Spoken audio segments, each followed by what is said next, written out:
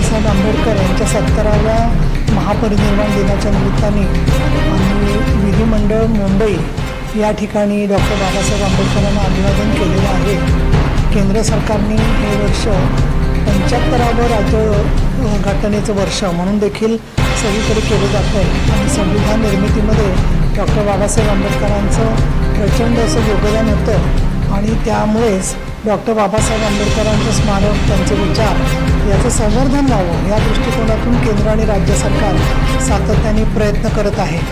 आज नागपूरला देखील डॉक्टर बाबासाहेब आंबेडकरांच्या महापरिनिर्वाण दिनाच्या निमित्ताने जसं दीक्षाभूमीवरती हजारो लोक आहेत, तसंच आज मुंबईमधल्या चैत्यभूमीवरती प्रचंड मोठ्या प्रमाणात आंबेडकर जनतेचा जनसागर उसळलेला आहे। त्यांची सगळी व्यवस्था ही BMCने केलेली आहे आणि राज्य सरकारच्या वतीने सन्माननीय मुख्यमंत्री देवेंद्र फडणवीस, उपमुख्यमंत्री एकनाथजी शिंदे आणि अन्य मान्यवरांनी त्या ठिकाणी जाऊन वंदन केलेलं आहे।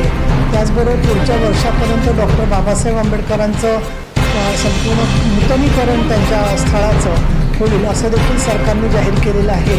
आणि विशेष म्हणजे आम्ही गेल्या अधिवेशनामध्ये राज्यघटनेवर खास चर्चा घेतली होती। विधिमंडळाच्या वतीने विधान परिषदेचे उपसभापती या नात्याने मी डॉक्टर बाबासाहेब आंबेडकरांना नम्रतापूर्वक अभिवादन करते आणि सर्व स्त्रियांना मतदानाचा अधिकार मिळवून देऊन हिंदू कोड बिलासाठी त्यांनी जे काम केलं त्यामुळे भारतातल्या स्त्रिया आणि संपूर्ण भारतीय समाज त्यांना भारतरत्न म्हणून जे म्हणतो ते सर्वांचे नेते आहेत, हीच आमची त्याच्या मागची भूमिका आहे।